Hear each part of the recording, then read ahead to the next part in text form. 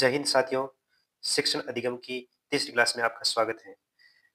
चलिए आज शुरू करते हैं एमसीक्यू की क्लास। शिक्षण अधिगम प्रक्रिया में पृष्ठ पोषण आवश्यक है। अध्यापक के लिए, विद्यार्थियों के लिए, अध्यापक और विद्यार्थियों के लिए, कक्षा में क्रमोन्नत के लिए, अध्यापक के लिए। एक बालक का अधिगम निम्नलिखित अधिगम ढांचे से सर्वाधिक प्रभावित होता है। शोर रहित अलग कक्ष, विद्यालय में भाई बहन के साथ, उसके अपने सामाजिक और सांस्कृतिक ढांचे, उसके अपने सामाजिक और सांस्कृतिक ढांचे। बालक के अधिगम के लिए निम्नलिखित में से कौन सी क्रिया सर्वाधिक योगदान देती है? देखकर सीखना, याद करके सीखना, सुनकर सीखना, करके सीखना, करके सीखना। प्राथमिक स्तर पर शिक्षण की सर्वाधिक विधि कौन सी है?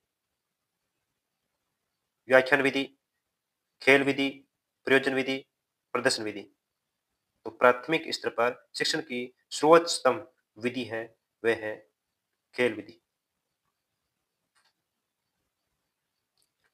छात्रों के अधिकारिकता अधिनियम को प्रभावित करने वाला मुख्य कारक है अधिगम हेतु समय, अनुदेशन की गुणवत्ता, छात्रों की लेखन गति, विशिष्ट प्रकार के अधिगम के प्रति अभिलक्षमा अभिक्षमता, विशिष्ट प्रकार के अधिगम के प्रति अभिक्षमता।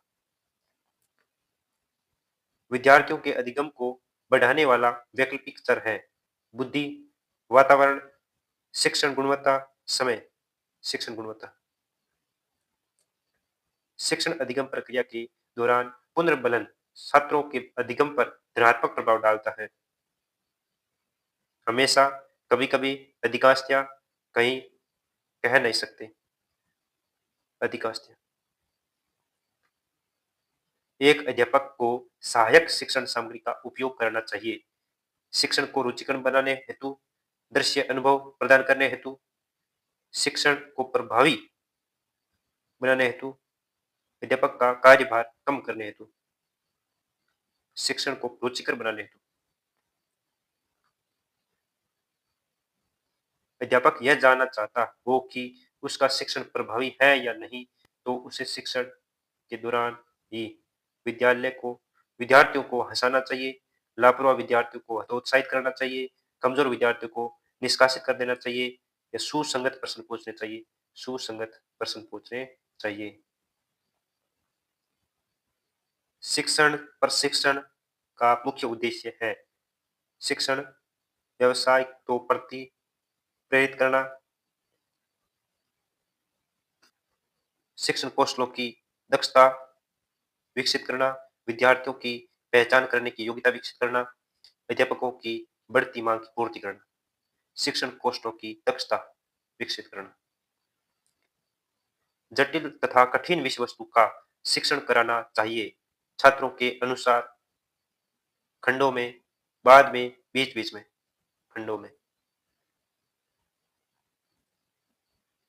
एक शिक्षक का कक्षा में विद्यार्थियों के प्रति कैसा व्यवहार होना चाहिए? उसको मेधावी छात्रों पर ज्यादा ध्यान देना चाहिए, भेदभावपूर्ण उसको कमजोर विद्यार्थियों पर ज्यादा ध्यान देना चाहिए या सभी विद्यार्थियों पर बराबर ध्यान देना चाहिए? कमजोर विद्यार्थियों पर ज्यादा ध्यान देना चाहिए।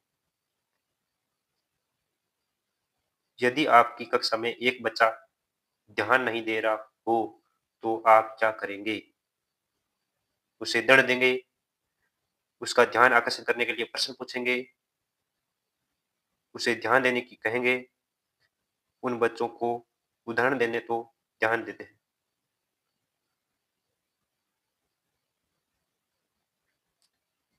एक अध्यापक को पाठ योजना क्यों बनानी चाहिए? क्रमबद्ध कार्य करने में सहायक है, सहायक सामग्री में प्रयोग में सहायक है, बच्चों के ज्ञान ग्रहण को जांचने में सहायक है, पाठ में विभिन्नता देने में सहायक है, बच्चों के ज्ञान ग्रहण को जांचने में सहायक है। बच्चों में सीखने की प्रक्रिया कब गहनतम हो जाती है?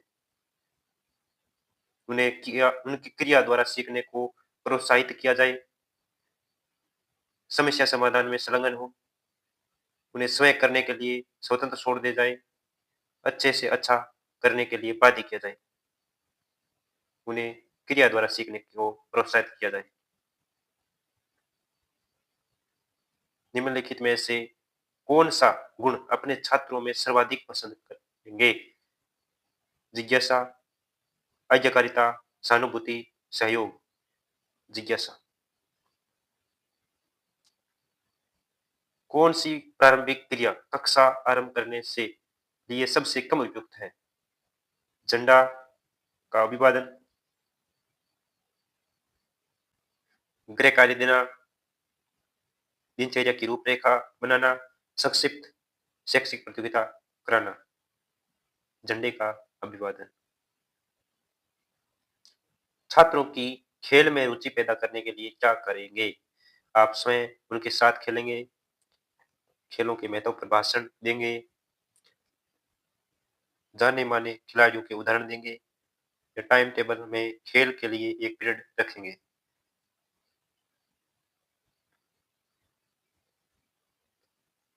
निर्धारण मापनी द्वारा समय-समय पर विद्यार्थियों का अधिगम औसत निकाला जाता है, क्योंकि इससे उनका अधिगम स्तर मापा जा सकता है। यह आधुनिकतम शिक्षा प्रणाली में उल्लेखित है। इससे अधिगम स्तर का तुलनात्मक अध्ययन समेकित किया जाता है, क्योंकि ऐसा करने पर शिक्षक को वेतन मिलता है। तो इससे अधिगम स्तर का तुलनात्मक अध्ययन समेकित किया जाता है। अधिगम की प्रकृति दिखाई देती है रटने में, प्रक्रिया और उत्पाद में, केवल उत्पाद में, केवल प्रक्रिया में। तो केवल प्रक्रिया और उत्पाद दोनों में।